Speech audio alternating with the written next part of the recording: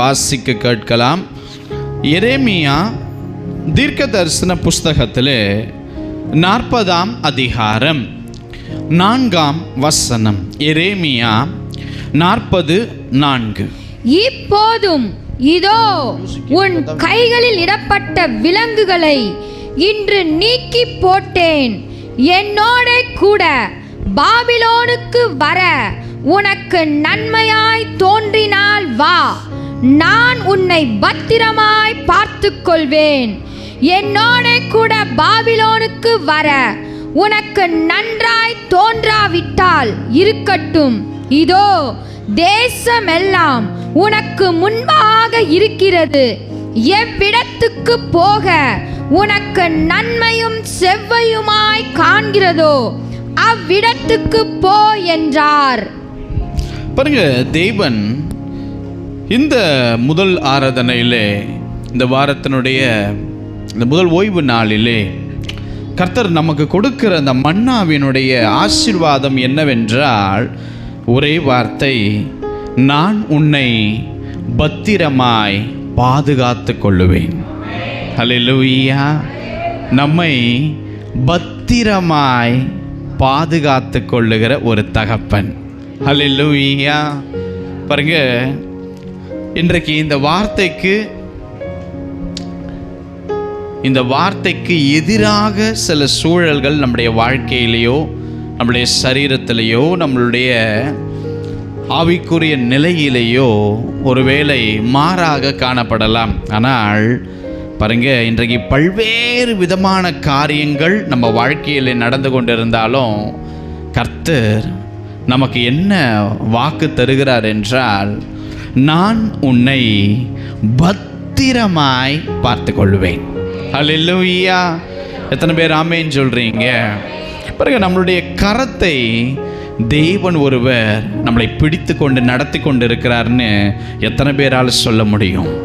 ஆமென். நம்மை கரம் பிடித்த தேவன் நம்மோடு இருக்கிற வரைக்கும் நாம் எந்த காரியத்தை குறித்து நாம் கவலைப்படாமல் காணப்பட வேண்டும். என அன்பானவர்களே, இன்றைக்கு நாம் பார்த்த மிஷனரி லியாங் அல்ஃபா, பாருங்க, அவருக்கு எவ்வளவு துன்பம் வந்தாலும், அவரை சிறைச்சாலையில் போட்டாலும், அவரை கொடிய தண்டனைகளை கிறிஸ்துவை ஏற்றுக்கொண்டது நிமித்தம், வேதாகமத்தை அச்சிடுவது நிமித்தம் அவர் வாழ்க்கையில் வந்தாலும் அவர் எப்பொழுதுமே சிரித்து கொண்டே இருப்பாராம். ஹல்லேலூயா.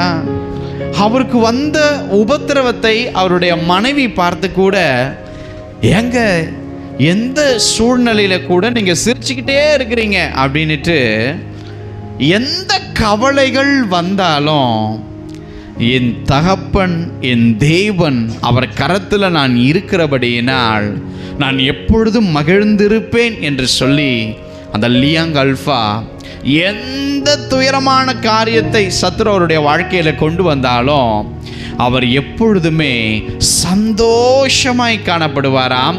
அதன் நிமித்தம் அவருடைய மனைவி, அவருடைய ஊர் மக்கள் அநேகர் கிறிஸ்துவுக்குள்ளாய் கொண்டு வரப்பட்டார்கள். எனக்கு அன்பானவர்களே, எத்தனை பேர் ஆமென் சொல்றீங்க? ஹல்லேலூயா.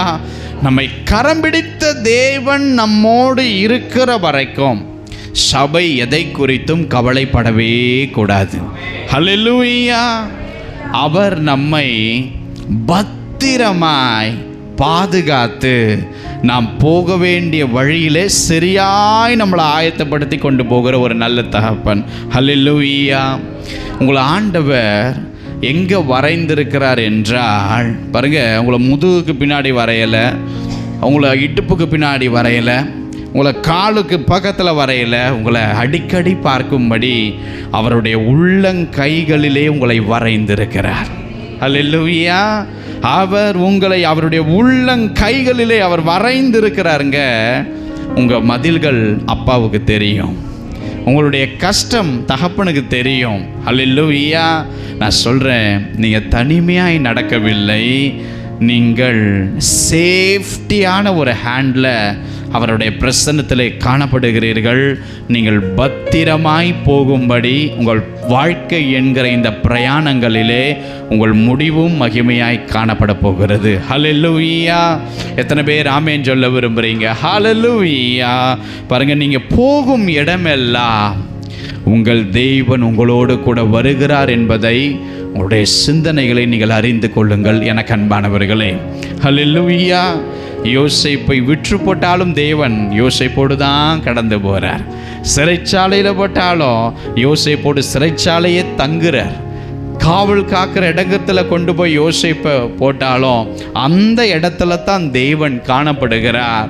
பாருங்க, ஆண்டவர் உங்களோடு கூட இந்த வாழ்க்கை என்கிற இந்த பிரயாணத்தில் நீங்கள் அவர் கரத்தை பிடிக்கலைங்க, அவர் அப்படியாக இறுக்கமாக உங்களுடைய கரத்தை மூடி பத்திரமாய் உங்களை நடத்தி கொண்டிருக்கிறார். நீங்கள் கவலைப்படாதிருங்கள். ஹல்லேலூயா! இன்றைக்கு பல காரியங்களை குறித்து நாம் பயந்து காணப்படுகிறோம். கர்த்தர் உங்களை பார்த்து சொல்லுகிறார், நீ பயப்படவே பயப்படாத. என்னுடைய கரத்திற்குள் நீ இருக்கிற வரைக்கும் நீ எதை குறித்தும் பயப்படவே வேண்டாம் என்பதை தேவன் சொல்லுகிறார். ஹல்லேலூயா! உன் தேவனாய் இருக்கிற கர்த்தராகிய தேவன் உன்னுடைய வலது கையை பிடித்தவர் சொல்லுகிறார், பயப்படாதே, நான் உனக்கு துணை நிற்கிறேன். ஹல்லேலூயா! நான் உன்னை எல்லா தீமைக்கும் விலக்கி உன்னை பத்திரமாய் நான் பார்த்து கொள்ளுவேன் என்பதை தேவன் சொல்லுகிறார். ஹல்லேலூயா! அந்த தகப்பனின் கரம்தான் ஒரு சிறந்த அடைக்கலம் எனக்கு அன்பானவர்களே. அந்த தகப்பனின் கரம்தான் நமக்கு ஒரு சிறந்த அரணான கோட்டை எனக்கு அன்பானவர்களே.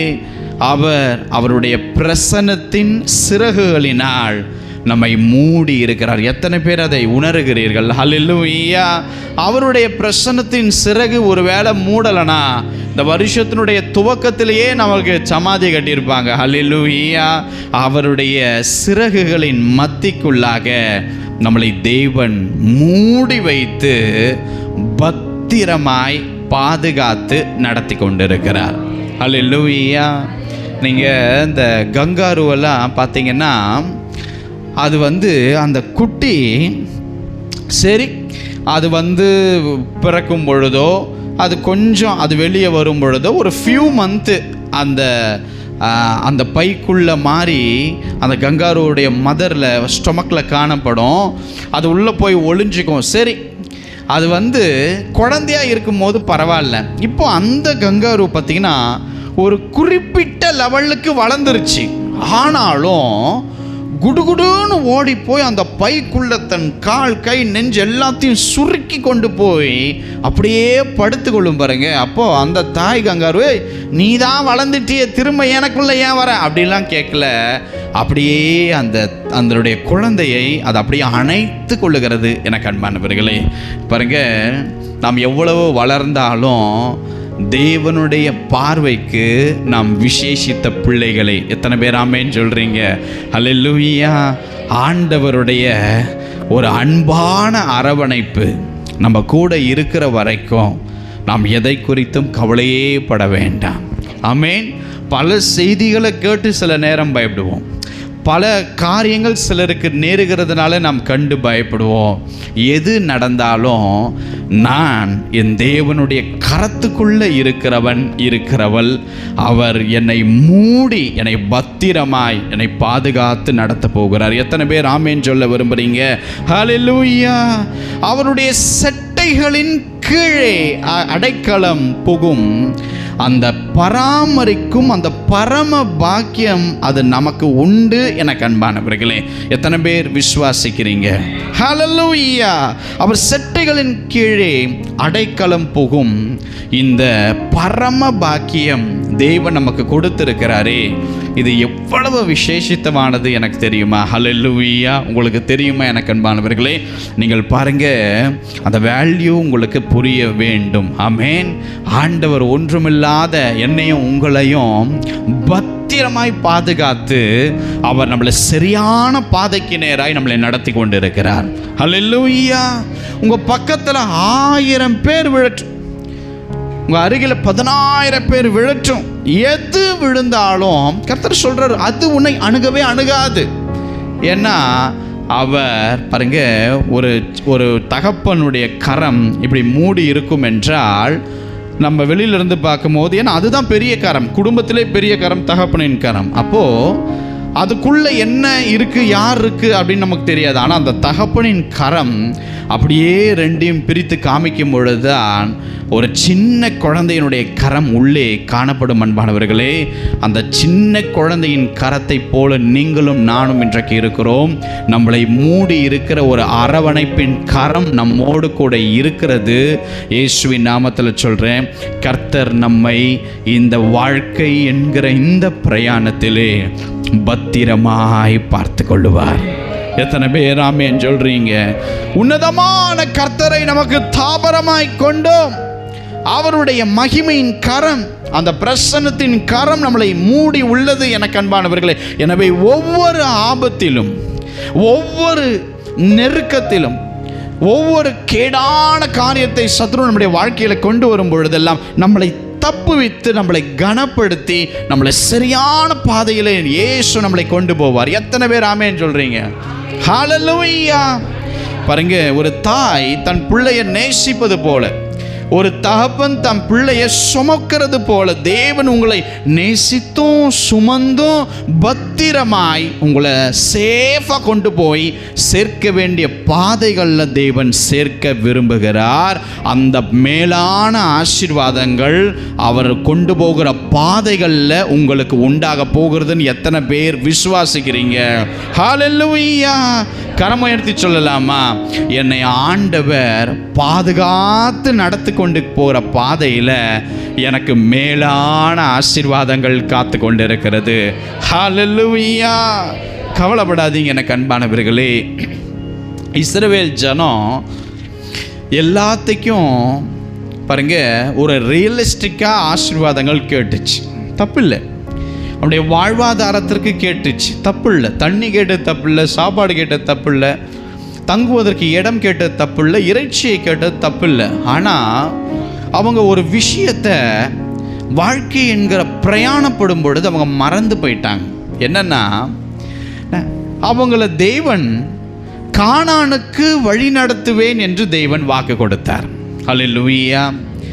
அவங்க வாழ்க்கையில் எது கானானாக அவர்கள் முதலாவது நினைத்திருக்க வேண்டும் என்றால், எத்தனையோ முற்பிதாக்களுடைய சந்ததிகள் 450 வருடம் ஒரு விடுதலையே இல்லாமல் அவர்கள் எகிப்தியர்களிடம் நாசமாக அவர்கள் சிறையாக்கப்பட்டார்கள்.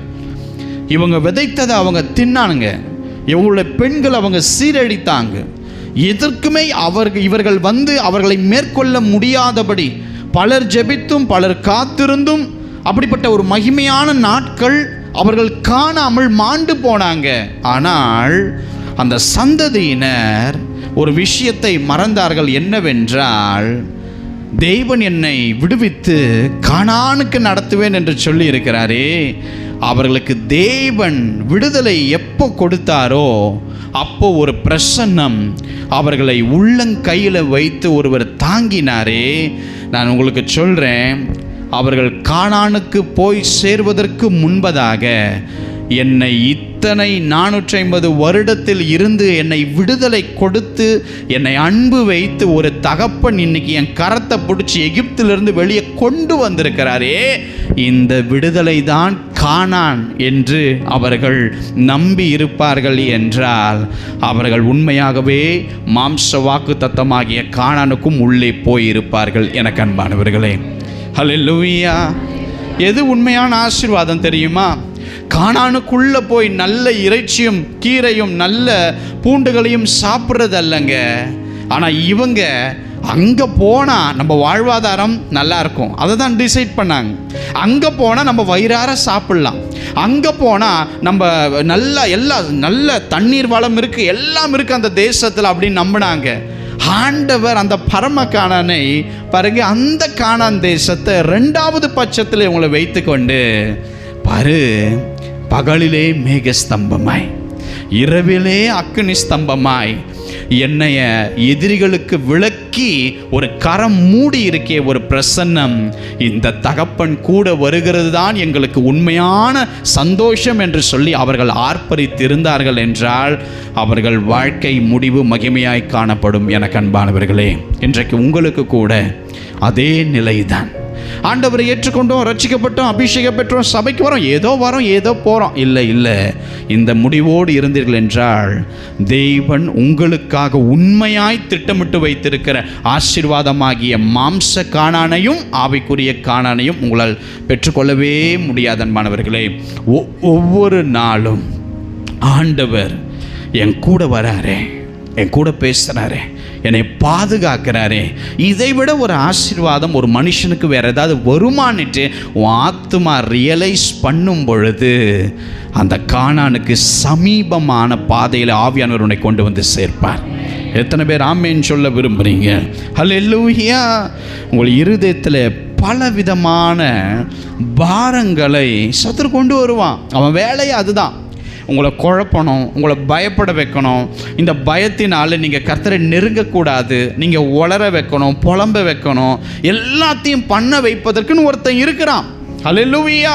ஆண்டவர் அவனை அனுமதித்து அமைதியாக தான் இருப்பார். ஏன் அப்படின்னா உன்னைய டெஸ்ட் பண்ணி பியூரிஃபை பண்ணி உன்னை சுத்த பொண்ணாய் மாற்றி உன்னை வேறெடுத்து பிரித்து உன்னை மகிமையாய் நடத்துவதற்கு இதெல்லாம் கர்த்தர் அனுமதிப்பார். எனக்கு அன்பானவர்களே, பாருங்க, அவர் மேலே உங்கள் பாரத்தை வைப்பதற்கு சபை பழகி கொள்ள வேண்டும்.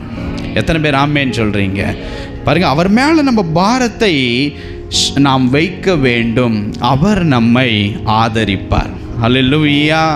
பாருங்கள், இந்த டெசர்ட்டில் இந்த ஒட்டகெல்லாம் போகும்போது அவங்க இந்த டூரிஸ்ட்லாம் பார்த்திங்கன்னா அப்படியே எத்தனையோ பேர் அந்த அப்படியே ஒட்டகம் மேலே உட்காருவாங்க, அவங்களுடைய திங்ஸ் எல்லாம் உட்காருவாங்க. அது பாருங்கள், வைக்கும் போது நான் ஏற்ற மாட்டேன், நான் நடக்க மாட்டேன் அப்படின்லாம் சொல்லாது. எத்தனை பேர் உட்காடுறாங்களோ அது அழகாக அப்படியே உட்காந்து சுமந்து மனுஷன் நடக்க முடியாத அந்த மணல் நிறைந்த பாதைகளை அழகாக கொண்டு போகும். பாருங்கள், அந்த மாதிரி கர்த்தர் உன் பாரத்தை என்கிட்ட சொல்லு, எனக்கு தெரிவி, நான் அதை சுமந்து உன்னை ஆதரித்து உன்னை அதில் பாதுகாத்து உன்னை பத்திரமாய் நடத்துகிற தேவன் என்பதை கர்த்தர் சொல்லுகிறார்.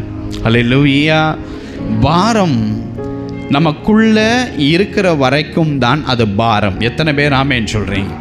நிறைய பேர் இருதயத்தில் பாரம் வந்துருச்சுன்னா ஒரு கல்லை வச்ச மாதிரி இருக்கும். உடனே என்ன பண்ணுவாங்க அப்படின்னா, அவங்களுக்கு ரொம்ப பிடித்தவங்க கூட அந்த பாரத்தை பகிர்ந்து கொள்ளும் போது சொல்லுவாங்க, இப்போதாங்க்கா எனக்கு பாரமே கம்மியான மாதிரி இருக்குது. உங்ககிட்ட சொன்னதுக்கு அப்புறம் சொல்லுவாங்க, கேள்விப்பட்டிருக்கீங்களா?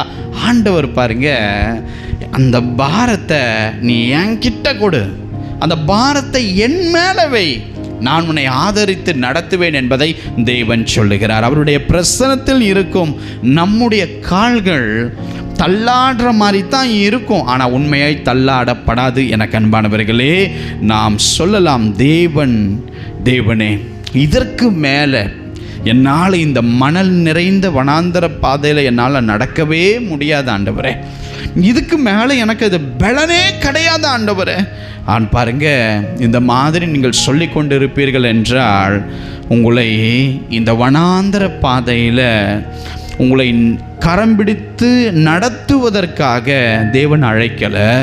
இந்த வனாந்தரத்தில் உன்னால் நடக்க முடியாதுன்னு தேவனுக்கு தெரிந்து அவர் இந்த வனாந்தரத்தில் ஒரு தகப்பனை போல உன்னை மார்போடு சுமந்து அப்படியாக உன்னை நடத்தும்படியாய், பராமரிக்கும்படியாய், உன்னை தப்புவிக்கும்படியாய், உன்னை பத்திரமாய் பார்த்து கொள்ளும்படிக்காய் தேவன் இந்த வனாந்தரத்தில் உங்களை பிடித்திருக்கிறார். எத்தனை பேர் ஆமேன்னு சொல்கிறீங்க?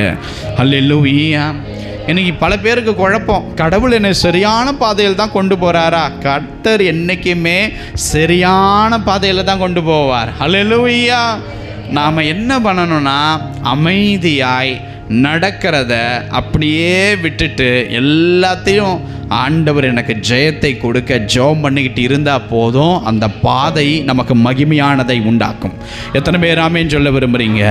நாம் போய் சேர வேண்டிய மகிமையான பாதையில் நம்மளை நிறுத்துவதற்காகத்தான் தேவன் என்ன செய்கிறார் என்றால், நம்மளை அழகாய் அவருடைய கரத்திற்குள் வைத்து நம்மளை பத்திரமாய் நடத்தி கொண்டு இருக்கிறார். ஹல்லேலூயா. ஒரு சின்ன ஒரு பிள்ளை ஒரு தகப்பன் கிட்ட கேட்குற மாதிரி இந்த தெய்வ மனுஷன் யாக்கோபு ஆண்டவரை பார்த்து பாருங்க, பல காரியங்கள் கேட்டிருக்கலாம். ஆனால் ஒரு சின்ன குழந்தைக்கு ஒரு தகப்பன் இறங்கி வந்து சொல்கிற மாதிரி இவரும் இறங்கி வந்து அந்த வனாந்தரத்தில் யாக்கோபு அவர்கிட்ட என்ன சொன்னார் என்றால், யாக்கோபே, நீ தனியாக இருக்கிறன்னு கவலைப்படாத. இந்த பிரயாணத்தில் உன் கண்ணுக்கு எட்டின வரைக்கும் யாருமே இல்லைன்னு நீ கவலைப்பட்டுறாத. நான் உன் கூட இருக்கிறேன் யாக்கோபு. அது மட்டும் இல்லை, நீ போகிற இடத்தில் எல்லாம் நான் உன் கூடவே வருவேன். நான் உன் போகிற இடத்தில் எல்லாம் உன்னை நான் காப்பேன். அது மட்டும் இல்லைப்பா, நான் உனக்கு சொன்னதை செய்யும் அளவோ நான் உன்னை எப்படி கைவிடுவேன்? நிச்சயமாக கைவிட மாட்டேன் யாக்கோபே என்று சொல்லி, ஒரு சாதாரண ஒரு குழந்தைக்கு தகப்பன் பேசுகிற மாதிரி யாக்கோபின் மனநிலை எப்படியோ அந்த மனநிலைக்கு இறங்கி வந்து ஆண்டவர் வனாந்தரத்தில் யாக்கோபோடு கூட பேசினார். ஹல்லேலூயா, ஹல்லேலூயா. எத்தனை பேர் ஆமென் சொல்கிறீங்க? பாருங்க, யாக்கோபுக்கு கண்ணுக்கு எட்டின வரைக்கும் யாருமே இல்லை. இது வரைக்கும் நடக்காத வனாந்தர பாதையில் கொண்டு வந்து விட்டார். இதை எப்படி கடந்து போக போகிறோம்னு அவருக்கு தெரியல. இப்போ என்னன்னா, அவர் போக வேண்டிய பிரயாணத்திற்கு எந்த ஒரு ஆயத்தத்தோடு தான் வந்தார். ஆனால் எல்லா ஆயத்தத்தையும் இழந்து ஒரு வெறுமையாய் காணப்பட்டார். ஆனால் பாருங்க, தெய்வன் நீ தனியாக இல்லைப்பா, ஒரு பரம சேனை உன் கூட இருக்கிறதை நீ முதல்ல புரிந்து கொள்வதற்காக ஆண்டவர் அந்த வனாந்தரத்தில் தூக்கத்தை கட்டளையிட்டார். எத்தனை பேர் ஆமேன்னு சொல்கிறீங்க? சரி, உங்களை தூக்கி லைட்டே இல்லாத இருட்டு ரூமில் போட்டுட்டு கதவை அடைச்சிட்டு போயிட்டா உங்களால் தூங்க முடியுமா? அல்லேலூயா. பயத்திலே என்ன பண்ணிடுவான்? எல்லாம் அங்கேயே போயிடும். அப்போது யாக்கோபு ஐயாவுக்கு அன்னைக்கு தூக்கம் வருது. அந்த தூக்கத்தை கொடுக்கறது யாருன்னா கர்த்தர். நாளைக்கு காலைல எங்கே போவோம்னு தெரியாது, நாளைக்கு காலைல என்ன சாப்பிடுவோம்னு தெரியாது.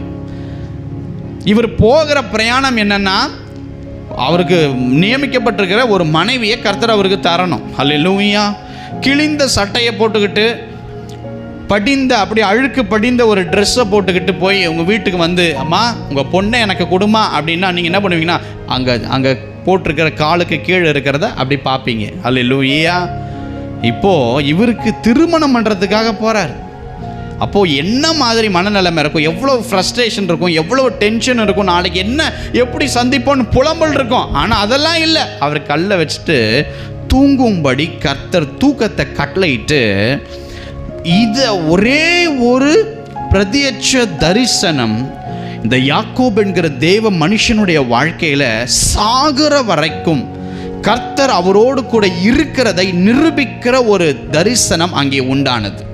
அப்போது ஆண்டவர் என்ன பண்ணுறார் அப்படின்னா, நீ தனியாக இல்லை, உன் கூட ஒரு பரம சேனை ஒன்று இருக்குது என்பதை முதல்ல நான் சொல்லிக்கிட்டே இருந்தால் பத்தாது, நீ அதை பார்க்கணும். அப்படிங்கிறதுக்காக அந்த தரிசனத்திலே அந்த வானம் திறக்கப்பட்டதும் தேவதூதர் ஏறுகிறதும் இறங்குறதும் அங்கே மேலே கர்த்தர் நின்று கொண்டிருப்பதையும் பிரத்யட்சமாய் இவர் பார்த்தார். இப்போது இதை பார்த்ததுக்கு அப்புறம் அவருடைய வாழ்க்கை எப்படி வந்தது என்றால், நான் தனிமையாய் இல்லை என்பதை அவர் புரிந்து கொண்ட இடம்தான் அந்த பெத்தேல். எனக்கு அன்பானவர்களே, எத்தனை பேர் ஆமேன்னு சொல்றீங்க? அன்றைக்கு பெத்தேல்ல கரம் பிடித்த கர்த்தர் எப்படின்னா, ஒரு சின்ன குழந்தை கையை ஒரு தகப்பன் கையை மூடுவது போல பத்திரமாய் அவர் போன எல்லா பிரயாணங்களையும் அவருக்காக தேவன் பாதுகாத்தார். அல்லேலூயா. அவர் போன எல்லா பிரயாணங்களிலும் தேவன் அவரை பாதுகாத்தார். எனக்கு அன்பானவர்களே, அந்த தேவன் உன்னையும் இன்றைக்கு பத்திரமாய் பாதுகாத்து நடத்துவேன் என்பதை வாக்கு கொடுக்கிறார். எத்தனை பேர் ஆமென் சொல்லணும்? ஹல்லேலூயா, ஹல்லேலூயா. பாருங்க, உங்ககிட்ட ஒரு 20 கோடி இருக்குதுன்னா நாளைக்கு சாகிற சூழ்நிலை வந்துச்சுன்னா அந்த 20 கோடி யாருக்கு போகும்? அப்போது இருந்தும் பாருங்க, நமக்கு பெஸ்ட்டான ஒரு விஷயம் என்னென்னா தெய்வ மகிமை நம்மளை சுமக்கணும். ஆமென். ஒரு மனுஷனை, ஒரு மனுஷியை கர்த்தர் சுமந்து நடத்தலை அப்படின்னா அதில் ஒரு பிரச்சனை உண்டு எனக்கு அன்பானவர்களே. ஹல்லேலூயா. இன்றைக்கி அநேகர் கர்த்தருடைய கரத்தை பிடிக்கிறாங்க. எனக்கு இது வேணும், அந்த வேணும், விடுதலை வேணும், பிசாசின் கட்டிலிருந்து சுகம் வேணும். நிறைய பேர் வந்து இயேசுவின் கரத்தை பிடிக்கிறாங்க. அது நடந்த உடனே அவங்க தேவனுடைய கரத்தை விட்டுட்டு போயிடுவாங்க. ஆனால் யாரை சுமப்பா அப்படின்னா, நடந்தாலும் நடக்காவிட்டாலும் என் தேவன் எனக்கு வேணும்னு சொல்கிறவங்கள மட்டும்தான் கர்த்தர் தூக்கி சுமந்து அவங்களை வழி நடத்த முடியும். எனக்கு அன்பானவர்கள், அந்த தூக்கி சுமக்கிற அந்த தகப்பனின் பராமரிக்கும் பாதுகாக்கிற கரம் ஒரு மனுஷன்கிட்ட இல்லை என்றால் அவன் வாழ்கிறது வந்து வீண். எனக்கு அன்பானவர்களே, எத்தனை பேர் ஆமென் சொல்ல முடியும்? அல்லேலூயா. ஆபிரகாம் காலையில் அதிகாலையில் எழுந்து தன்னுடைய மனைவியாக இந்த ஆகாரை அவர் வீட்டை விட்டு அனுப்புகிறார்.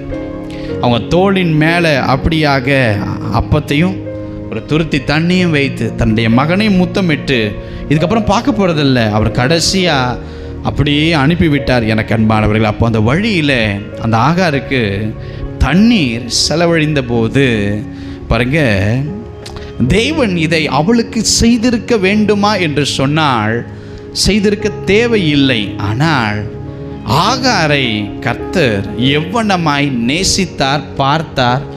தேவனுக்கும் அவளுக்கும் சம்பந்தமே கிடையாது. ஆனால் பாருங்க, அந்த வழியில் தண்ணீர் தீர்ந்த பொழுது இந்த ஆகாருக்கு என்ன பிரச்சனைனா, இப்போ எங்கே போகிறோம் அப்படின்னு அவளுக்கு தெரியாது. எப்படி இந்த வனாந்தரத்தை கடப்போம்னு அவளுக்கு தெரியாது. நாளைக்கு என்ன நடக்கும்னு அவளுக்கு தெரியாது. அப்போது அவளை பத்திரமாய் பார்த்து கொள்வதற்கு பக்கத்தில் யாரும் இல்லை. எனவே தேவன் அவளுடைய அழுகையின் சத்தத்தை கேட்டு யாருமே அவளுக்கு உதவி செய்ய முடியாத வனாந்தரத்தில் வந்து அவர் சொன்னார், ஆகாரே பயப்படாதே என்று. ஹல்லேலூயா. ஆகாரே பயப்படாதே அப்படின்னு சொல்லி பாருங்க, தேவன் வலியோடு பல கேள்விகளோடு அனாதையை போல வனாந்தரத்தில் காணப்பட்ட ஆகாருக்கு தேவன் ஒரு நம்பிக்கை ஊட்டும் ஒரு செய்தியை அங்கே தந்தார். உன் மகன் இறக்க மாட்டான், நான் அவனை பெரிய சாதியாய் மாற்றுவேன். ஹல்லேலூயா. பாருங்க, தேவன் சொன்னால் இனிமேல் அவன் உன் மகன் அல்ல, அவன் ஏன் மகன்னு சொல்லி இனி நான் இந்த இஸ்மவேலை பத்திரமாய் பார்த்து கொள்வேன் என்று சொல்லி அந்த வனாந்தரத்திலே சொன்னார். ஏன் ஆண்டவர் வனாந்தரத்தில் ஆகாருக்கு இறங்கினார், யாக்கோபுக்கு இறங்கினார் என்றால் அவர்களை பத்திரமாய் பாதுகாத்து அவளை நடத்துவதற்கு யாரும் இல்லை. அவர்கள் அதை ஒப்புக்கொண்டார்கள். எனக்கு அன்பானவர்களே, அந்த வனாந்தரத்தில் பாருங்க, தண்ணீர் இல்லாத சாக கடந்த அந்த மகனை கர்த்தர் பத்திரமாய் காத்து கொண்டார். ஹல்லேலூயா. எத்தனை பேர் இந்த சூழல்ல நிற்கிறீங்க? என்னை பத்திரமாய் என்னை வழி நடத்த, என்னை டேக் ஓவர் பண்ண, என்னை வந்து நல்வழிப்படுத்த, என்னை டேக் கேர் பண்ண எனக்கு யாரும் இல்லை அப்படின்னு நீங்கள் சொன்னீங்கள் என்றால் கர்த்தர் சொல்கிறாரு, நான் உன்னை பத்திரமாய் பாதுகாத்து நடத்துகிற தகப்பன்.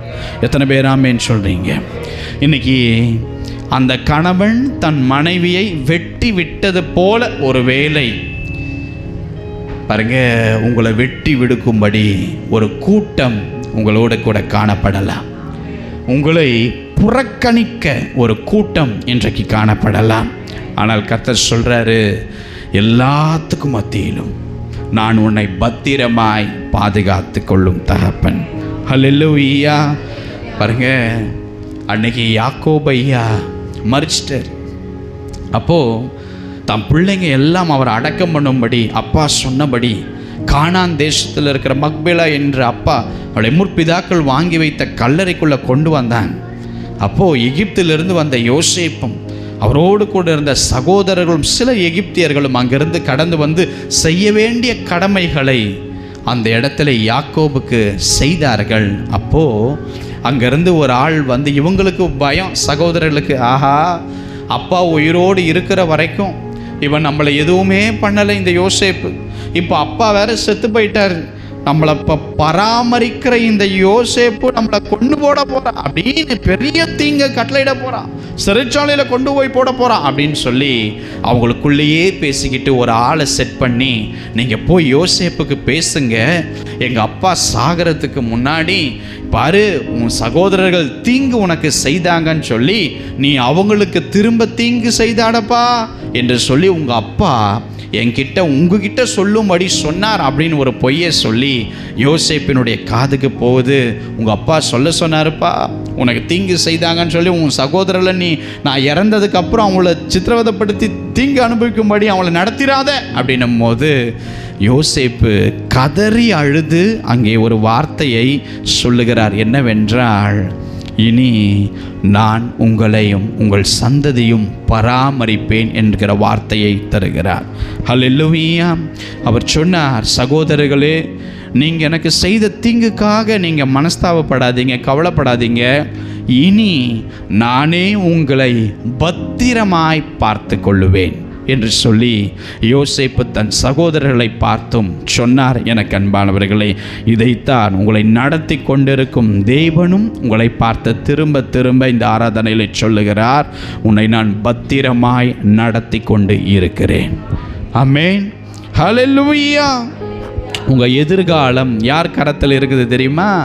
உங்கள் எதிர்காலம் கர்த்தருடைய கரத்தில் இருக்குது. இன்னொன்று சொல்ல போனால் உங்கள் ஆயுசு யார் கையில் இருக்குது தெரியுமா? உங்கள் ஆயுசும் கர்த்தருடைய கரத்திலே உள்ளது. உங்களுடைய ஆசீர்வாதங்களும் தேவனுடைய கரத்திலே உள்ளது. சகல தீமையும் அவர் நன்மையாய் முடிய பண்ணுகிற தேவன் எத்தனை பேர் நம்புறீங்க? என்னுடைய தீமையெல்லாம் எனக்கு நன்மையாக மாற்றுவார். எத்தனை பேர் விசுவாசிக்கிறீங்க? நம்ம படித்தமே இந்த எரேமியா 40 நாளில் இதில் பாருங்க, இந்த தேவ மனுஷனுக்கு கர்த்தர் என்ன செய்தார் என்றால், எரேமியா நாட்களில் தேசமே சிறையாக்கப்பட்டுருச்சு.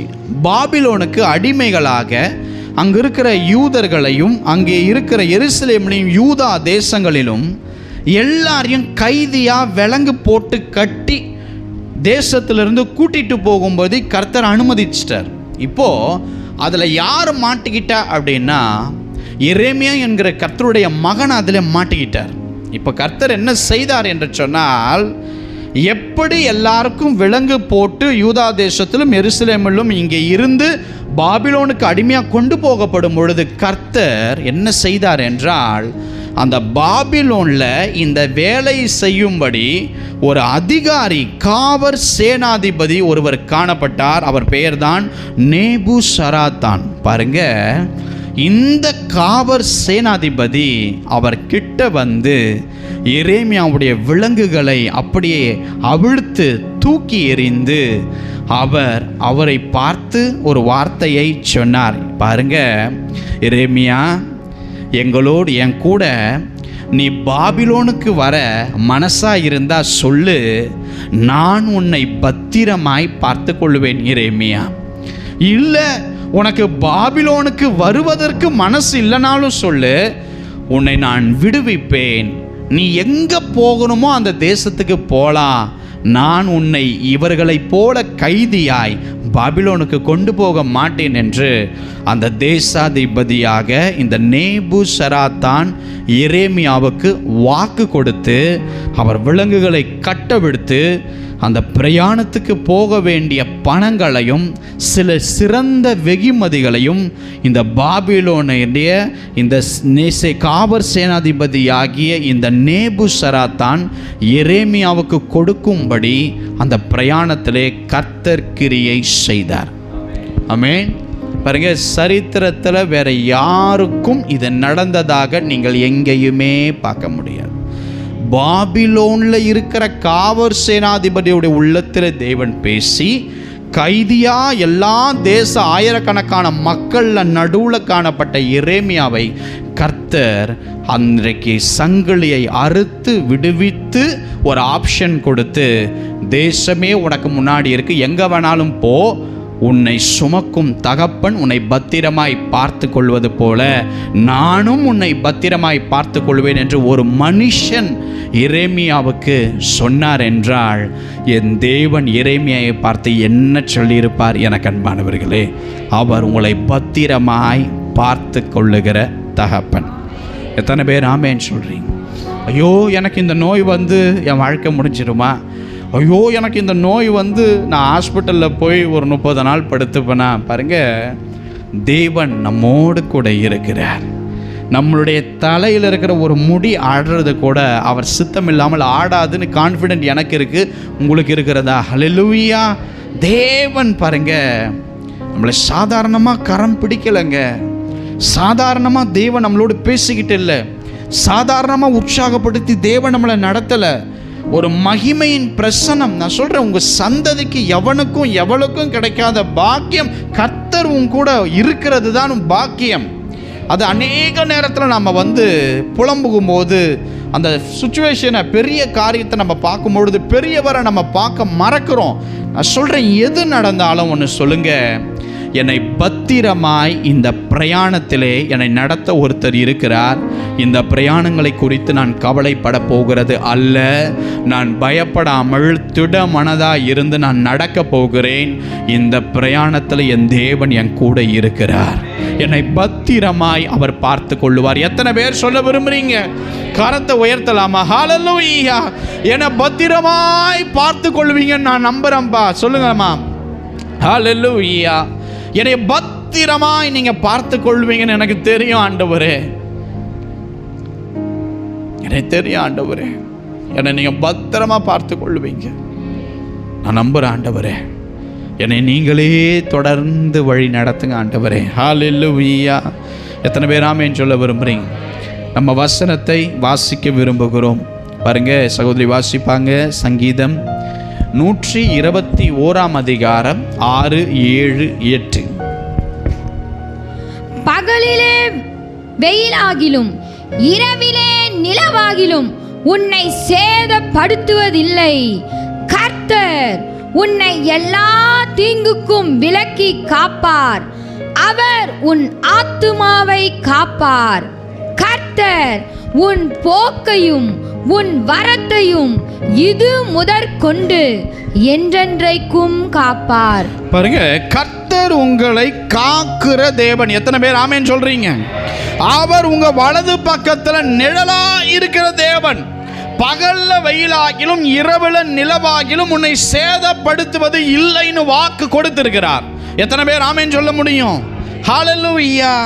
பாருங்க, எலியா என்கிற பெரிய தீர்க்கதரிசி 450 பாகால் தீர்க்கதரிசிகளை கொண்டு போட்டார். இப்போ 450 பாகால் தீர்க்கதரிசி இறந்து போன செய்தி இஸ்ரவேலுடைய ராஜாவுக்கும் ராணிக்கும் இந்த செய்தி போனது.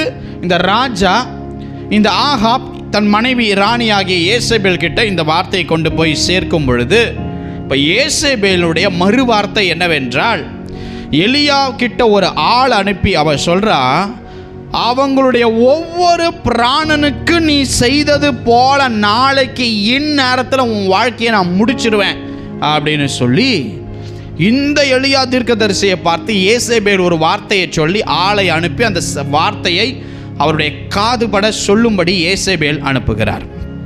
இப்போ இந்த வார்த்தை எலியாவுக்கு கேட்கப்படுகிறது. தெரிந்த பொழுது தன்னுடைய வேலைக்காரனை ஒரு இடத்திலே அவர் நிறுத்திவிட்டு இவர் வனாந்தரத்திலே பிரயாணமாய் போய் ஒரு ஜெபம் செய்கிறார், நான் சாக வேண்டும் என்று. அப்போ கர்த்தருடைய தூதன் வந்து அடை கொடுக்கிறார், ஒரு பாத்திரத்தில் தண்ணீர் கொடுக்கிறார், அதை சாப்பிடுறார், புசிக்கிறார், குடிக்கிறார், தூங்குகிறார். திரும்ப வந்து அடைய தேவதூதன் 2வது முறை தருகிறார், அதை சாப்பிடுறார், தண்ணியை கொடுக்கிறாரு. அப்படியாக திரும்பியும் அப்படியே உட்கார்ந்த நிலைமையிலே காணப்பட்ட பொழுது அவர் 40 நாள் தான் செய்த அந்த ஜெபம் செய்த அந்த வனாந்தரத்திலிருந்து இப்போ ஓரேப் என்னும் இடத்திற்கு இவர் பிரயாணமாய் போகிறார். நல்ல கவனிங்க, இது ஒவ்வொரு காரியத்திலும் நம்முடைய வாழ்க்கையில் இப்போ நடந்து கொண்டு இருக்கிற காரியத்தை ரிலேட் பண்ணி நம்ம புரிந்து கொள்ள கற்றுக்கொள்ளணும். ஏதோ ஒன்று தேவன் பேசிக்கிட்டு இல்லை, இங்கே இருக்கிற ஒவ்வொரு வார்த்தைக்கு பின்பதாக உங்கள் வாழ்க்கையில் நடந்து கொண்டு இருக்கிற சில காரியங்களை கர்த்தர் ஒப்பிட்டு பேசுகிறார். அல்லேலூயா. ஒவ்வொருத்தர்கிட்டையும் தனித்தனியாக பேசுவதை விட ஒரே நேரத்தில் கர்த்தர் வார்த்தை பேசும் பொழுது அந்த வார்த்தை என்னன்னு நீங்கள் கேட்கும் பொழுது தான் அந்த வார்த்தையினுடைய அந்த ஒரு சாராம்சம் உங்களுக்கு புரிய வரும். இல்லைன்னா எதையோ ஒன்று தேவன் பேசுகிறாருன்னு போயிடுவீங்க. அல்லேலூயா. அப்போ பாருங்க, ஒரு ஜெபம் செய்கிறார் சாக வேண்டும் என்று. இப்போ அங்கே இருந்து பிரயாணமாக ஓரேப் என்னும் இடத்திற்கு இந்த எலியா தீர்க்கதரிசி கடந்து போயிடுறார். இப்போ இந்த ஓரேபில் என்ன இருக்குது அப்படின்னா மலைகள் நிறைந்த ஒரு பகுதி. இப்போ இந்த ஓரேபில் நிறைய மலைகள் இருக்கிறதுனால மிருகங்கள் தங்குவதற்குரிய குகைகள் அங்கே நிறைய காணப்படுது.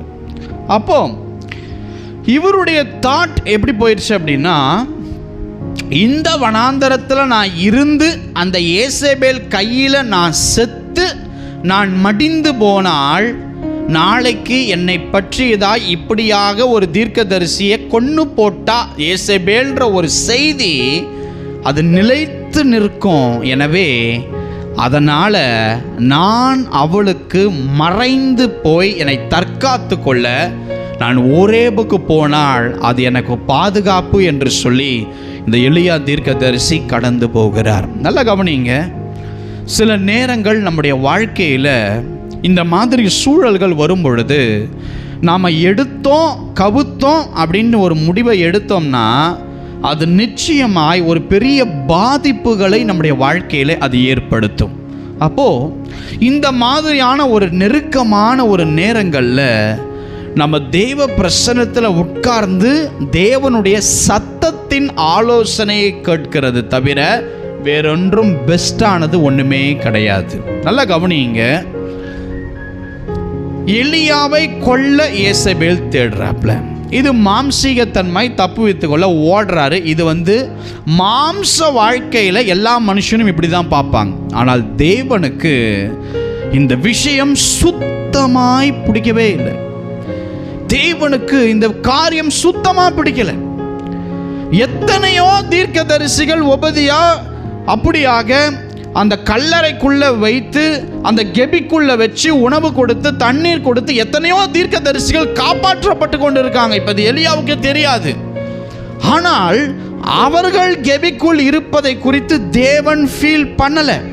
ஆனா எலியா இந்த ஓரேப்ல இந்த கெபிக்குள்ள உக்காந்தது ஆண்டவருக்கு சுத்தமாக பிடிக்கவே இல்லை.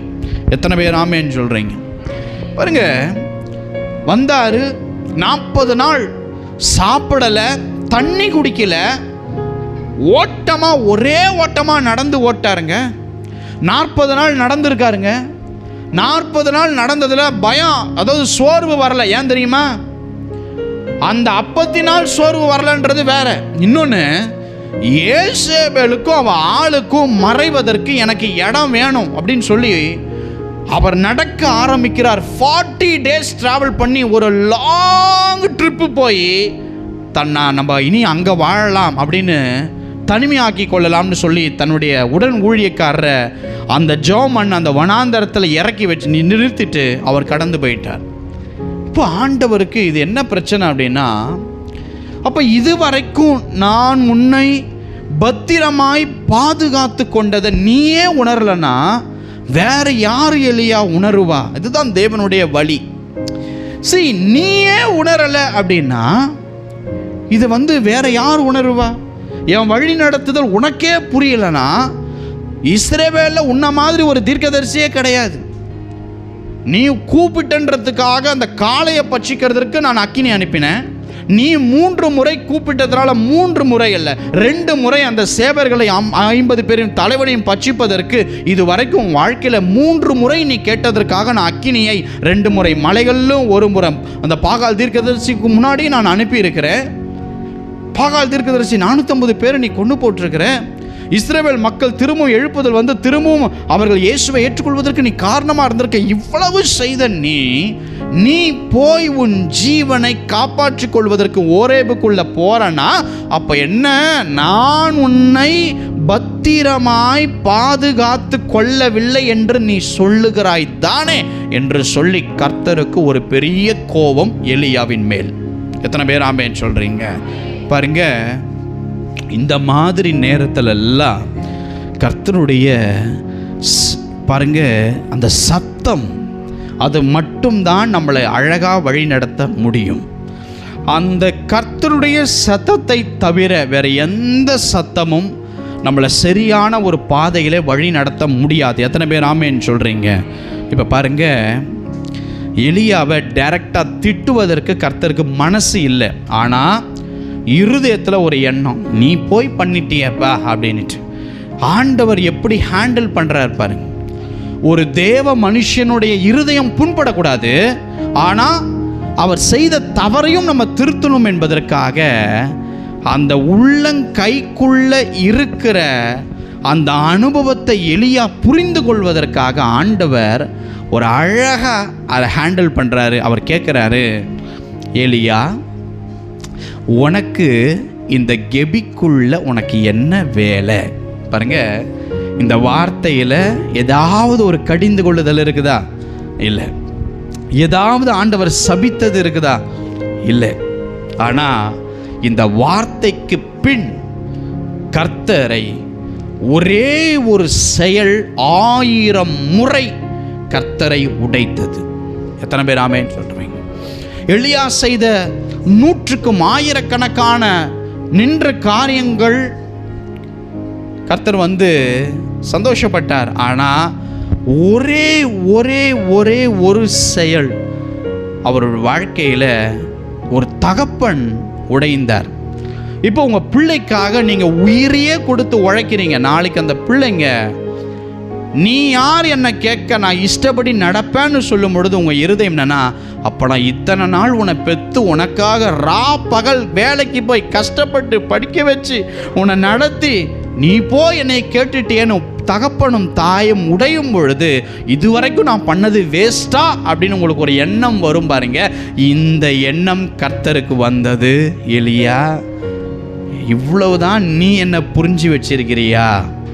நீ ஓரேபுக்கு ஊழியத்துக்காக வந்திருந்தனா பிரச்சனை இல்லை. நீ ஒரு ஸ்திரீக்காக மறைந்து வரும் பொழுது உன்னை நடத்தினவரை மறந்த, உனக்காக தேவதூதன் கிட்ட அடைய கொடுத்தேன், தண்ணீரை கொடுத்தேன், எல்லாத்தையும் மறந்து ஏன் அப்படின்ட்டு வரும் பொழுது இதை புரிய வைக்க கர்த்தர் ஒரு வார்த்தை கேட்கிறார். எலியா, அந்த கெபிக்குள்ள உனக்கு என்ன வேலைப்பா? இப்போ அவர் சொல்றாரு, ஆண்டவர் பாருங்க, எப்பயுமே நம்ம என்ன சொல்கிறோம் அப்படிங்கிறத நம்ம பேசும் பொழுது டக்குன்னு மறுவார்த்தை பேச மாட்டார். நம்ம சொல்லி முடிக்கிற வரைக்கும் தேவன் வெயிட் பண்ணுவார். இப்போ எலியா சொல்கிறாரு, ஆண்டவரே, இப்போ சத்தம் கேட்குது பாருங்க, இந்த சத்தத்திற்கும் பின்வருகிற சத்தத்திற்கும் ஒப்பிட்டு பாருங்க. ஆண்டவரே, நான் வெகு பக்தி வைராக்கியமாக உங்களுக்காக நின்னேன். என்ன மாதிரி ஒரு ஊழியக்காரன் உங்களுக்காக திறப்பில் இன்னும் வேறு யாராக இருக்கிறாங்களாம் பார்த்துக்கோங்க, யாரும் இல்லை. இஸ்ரவேல் புத்திரர்கள் உங்களுடைய உடன்படிக்கையை தள்ளிட்டாங்க, உங்களுடைய தீர்க்கதரிசிகளையும் கொண்டு போட்டாங்க. நான் ஒருத்த மாத்திரம்தான் இருக்கேன். என்னை காப்பாற்றி கொள்றதுக்காக இந்த ஓரேபுக்கு நான் வந்தேன். ஆண்டவரே, என் பிராணனை வாங்க தேடுறா அப்படின்ட்டு எலியா தன்னுடைய இருதயத்தில் இருக்கிறதெல்லாம் தேவனுக்கு சொல்லுகிறார். இப்போ கர்த்தர் என்ன தெரியுமா மறு உத்தரவு கொடுத்துருக்கணும்? அப்படியே எலியா, சரி நான் அவனை நடத்துவேன் அப்படின்லாம் கர்த்தர் சொல்லலை. அவர் என்ன சொன்னார்னா, நீ வெளியே வா அப்படின்னாரு. ஏன்னா இப்போ கெபிக்குள்ள எலியா இருக்கிறது கர்த்தருக்கு துளி கூட பிடிக்கலை. இப்போ கர்த்தர் சொன்னார், எலியா கொஞ்சம் வெளியே வா அப்படின்னார். எலியா இப்போ வெளியே வர்றார். இந்த கண்மலைகள் பாரு, இது இருக்கிற இந்த பர்வதத்தில் நீ நில் அப்படின்னு சொன்னார். உடனே இவர் கெபியிலிருந்து ஒரு மலை மேலே ஏறி பர்வதத்தில் நிற்கிறாரு. அப்போ பாருங்க, அந்த மலைகள் பிளக்கும்படியான ஒரு சத்தம், அந்த கண் மலைகள் உடைகிறதுமான ஒரு சத்தம், ஒரு பெரும் பலத்த பெருங்காற்றினுடைய ஒரு இரைச்சலின் சத்தம் உண்டாயிற்று. புரியுது எலியாவுக்கு.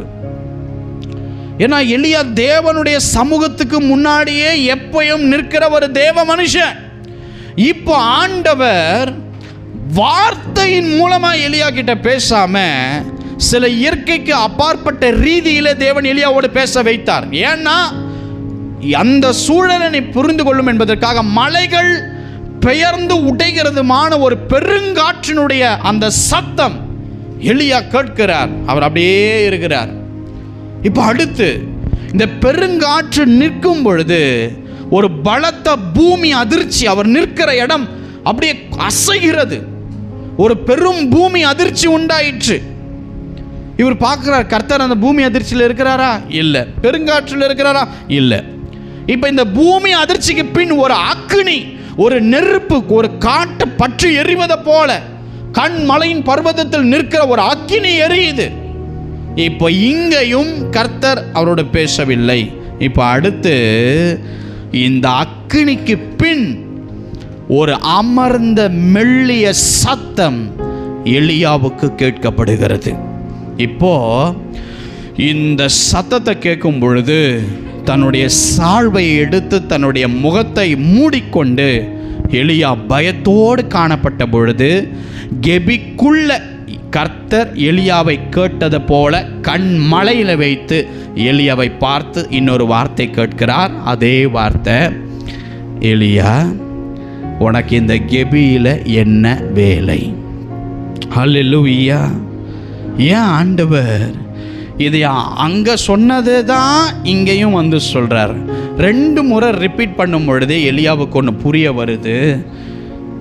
பெருங்காற்றை பார்க்கிறார், பூமி அதிர்ச்சியை பார்க்கிறார், அக்கினியை பார்க்கிறார், மெல்லிய சத்தத்தை கேட்கிறார். அப்படின்னா இயற்கைக்கு அப்பாற்பட்ட தேவன் என் கூட பத்திரமாய் பாதுகாக்கிறத நான் மறந்து விட்டேனே என்று சொல்லி அந்த அடையாளங்கள் நிமித்தம் அவர் தன்னை தேவனுக்குள் சரி பண்ணுவதற்கு அந்த சத்தத்திற்கு கீழ்ப்படிந்து தான் செய்த தவறை அவர் புரிந்து கொண்டு அங்கே சரி பண்ணி கொள்ளுகிறார்.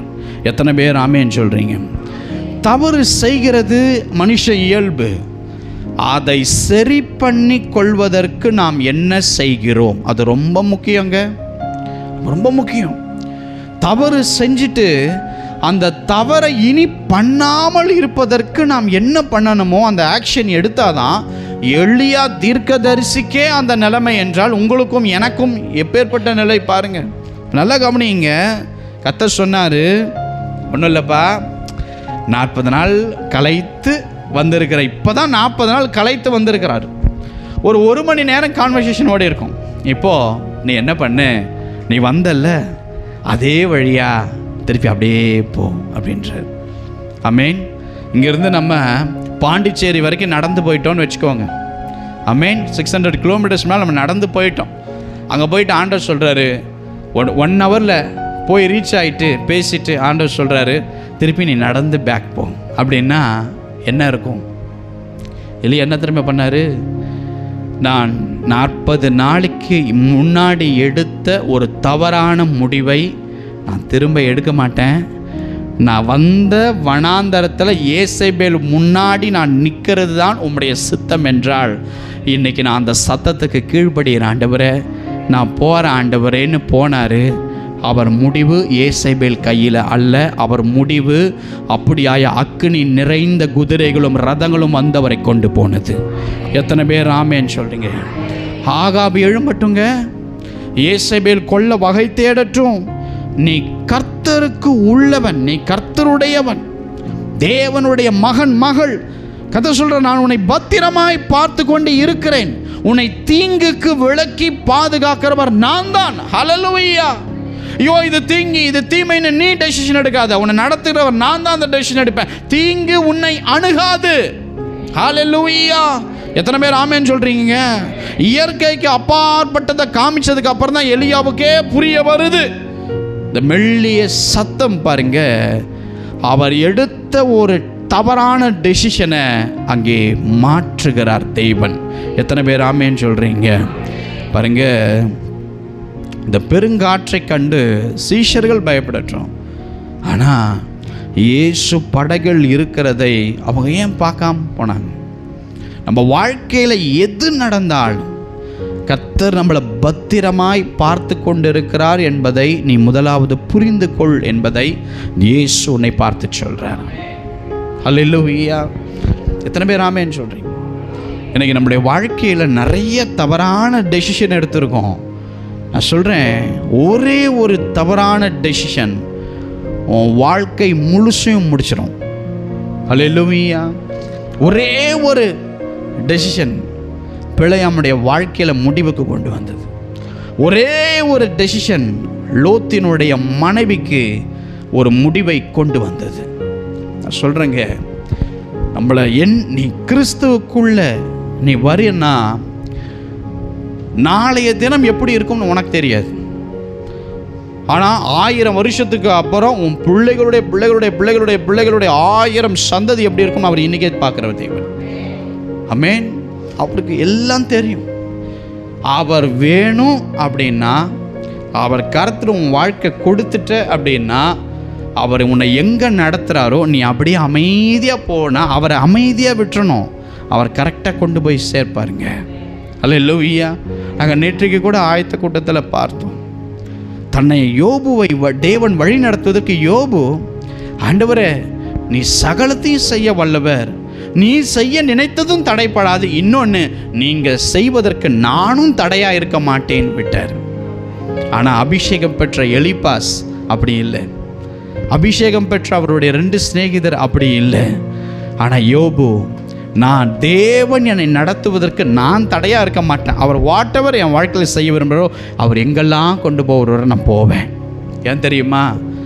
தகப்பனுடைய கரம் உன் உள்ளங்கையை பராமரிக்கிறதை இன்னைக்கு அநேகர் பேருக்கு தெரியல. நான் சொல்கிறேங்க, தவறான டெசிஷன் உங்கள் வாழ்க்கையில் எடுக்காதீங்க. அது உங்களை எங்கே கொண்டு போகும் என்றால், கர்த்தரை விட்டு கொஞ்சம் தூரம் கொண்டு போவாது. உன்னுடைய அடுத்த 20 சந்ததியினுடைய தலைமுறைகளை பாதாளத்துக்கு உன் தவறான அந்த டெசிஷன் நிமித்தம் கொண்டு போகப்படும். அல்லேலூயா. நான் உங்களை சொல்கிறேன், உங்களை நேசிக்கிற தகப்பனுக்கு தெரியும் உன் வாழ்க்கையில் எதை எதை எப்பொழுது செய்ய வேண்டும் என்று. உன்னை நடத்துகிறார் ஒரு தகப்பன். அவர் கரத்தை நான் பார்த்ததினால் நான் சொல்கிறேன், அவர் உங்களை அக்னி சூளையில் விட்டாலும் அந்த கரம் அந்த 3 வாலிபர்களை மூடி மறைத்தது. அதுதான் உண்மை. அந்த 3 பேரும் ஐயோ அக்கினியா, இவரை நம்பினதுக்கு என்னை கொண்டு வந்து விட்டாரே, சரி அந்த காரியத்துக்கு முன்னாடி வணங்குறத மாதிரி வணங்கி இருதயத்தில் இயேசுவை நினச்சிப்போம். அதெல்லாம் இல்லைங்க. எதில் பக்தி வைராக்கியம் காமிக்கணுமோ அதில் பக்தி வைராக்கியத்தை சபை காண்பிக்கணும். அல்லேலூயா. சொந்தக்காரங்க சொல்கிறாங்க, உறவினர்கள் சொல்கிறாங்க, அவன் சொல்கிறான் இவன் சொல்கிறான்ல, எதில் பக்தி வைராக்கியத்தை தேவனுக்காக காண்பிக்கணுமோ அதில் காண்பிக்கணும். அல்லேலூயா. இன்னைக்கு திருவிருந்து, இன்னைக்கு என்னுடைய சபை கூடி வருதல் ஓய்வு நாள். 6 நாள் சந்தோஷமாக வேலைக்கு போயிருப்பேன், 7வது நாள் இன்னைக்கு சொந்தக்காரன் கூப்பிட்டான்ட்டு சபைக்கே வர மறந்துருப்பாங்க. அல்லேலூயா. 6 நாள் நல்லா இருந்திருப்பாங்க, கொஞ்சம் உடம்பு சரியில்லைன்னு இன்றைக்கி தான் ஹாஸ்பிட்டல் போகணுன்னு போய் உட்காருவாங்க. ஆமென். இதில் தான் ஆண்டவருக்கு நாம் காண்பிக்க வேண்டிய பக்தி வைராக்கியத்தை காண்பிக்கணும். உங்ககிட்ட பணம் இருக்கும்பொழுது கர்த்தரை உயர்த்தி செய்தார்ப்பார் அப்படின்னு சொல்கிறத விட, ஒன்றுமே இல்லாத பொழுதும் கர்த்தர் செய்வார்ப்பார் நீ சொல்கிற அந்த வைராக்கியம் தான் கர்த்தருக்கு தேவை. எலியா, நீ என்ன வேணால் பண்ணியிருக்கலாம்ப்பா, ஆனால் என் திட்டத்தை உன்னால் புரிந்து கொள்ள முடியலையே, என்னப்பா நீ அப்படின்ட்டு கர்த்தர் சொல்லி, உனக்கு அங்கே என்ன வேலை, என் திட்டத்துக்கு வான்னு கர்த்தர் கூட்டிகிட்டு போனார். எத்தனை பேர் ஆமேன்னு சொல்ல விரும்புகிறீங்க? நான் கடைசியாக ஒரு வசனத்தை வாசித்து முடிக்க விரும்புகிறேன். 1 சாமுவேல் 3ஆம் அதிகாரம் 4-5. அப்பொழுது கர்த்தர் சாமுவேலை கூப்பிட்டார். அதற்கு அவர், இதோ இருக்கிறேன் என்று சொல்லி ஏலியினிடத்தில் ஓடி, இதோ இருக்கிறேன், என்னை கூப்பிட்டீரே என்றார். அதற்கு அவர், நான் கூப்பிடவில்லை, திரும்பி போய் படுத்துக்கொள் என்றான். அவர் போய் படுத்து கொண்டார். பாருங்க, ஒரு சின்ன பிள்ளை சபையில் வந்து அவங்க அம்மா விட்டுட்டு அந்த சின்ன பிள்ளை இப்போ தான் வளர்ந்துருக்கு கொஞ்சம். இப்போது ஏலிக்கு முன்பதாக கர்த்தருடைய பணிவிடையை செய்து கொண்டு இருக்கிறார். பைபிளை கீழே வைத்துக்கொள்ளுங்க, நல்லா கவனிங்க. ஏலி சபைக்குள்ள அவருக்கு ஒதுக்கப்பட்ட அந்த வீட்டின் அறைக்குள்ளே படுத்து தூங்கிட்டு இருக்கிறார். இப்போ வசனம் சொல்லுது, அவர் பார்க்கக்கூடாதபடி கண்கள் இருள் அடைந்தது.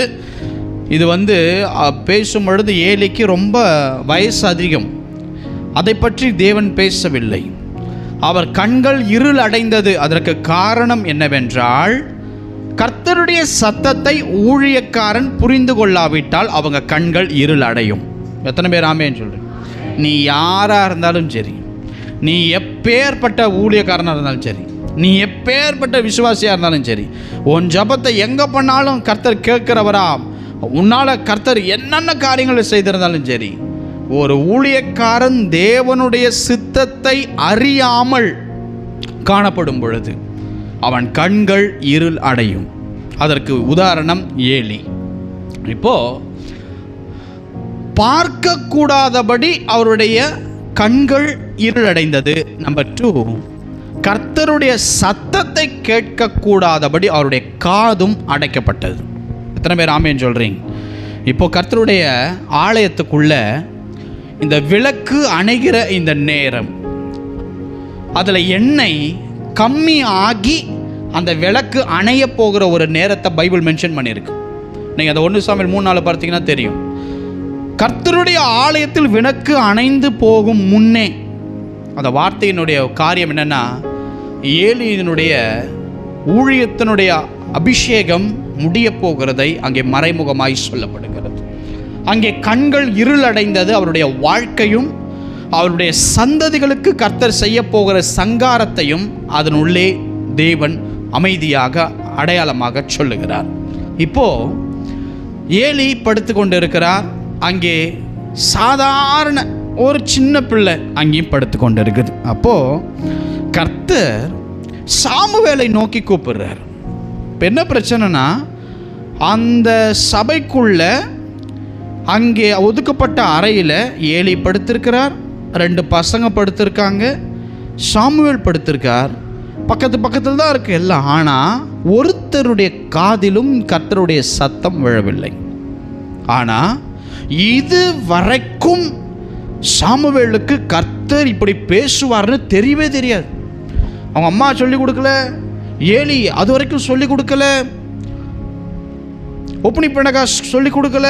ஆனால் இப்போ முறையாக ஒரு சத்தத்தை கேட்கிறார். அந்த சத்தம் பாருங்க, நான் சொல்கிறேன், எப்பயுமே தேவன் என்னோடு கூட பேசும் பொழுது நான் அடிக்கடி ஒரு வார்த்தையை நான் எப்பயும் காப்பி பேஸ்ட் பண்ணிப்பேன். என்ன அப்படின்னா, ஆண்டவரே, நீர் உங்கள் ஞானத்துக்கு ஏற்ற மாதிரி என்கிட்ட பேசாதீங்க, ஏன்னா அதை அறிந்து கொள்கிற அளவுக்கு எனக்கு ஞானம் கிடையாது.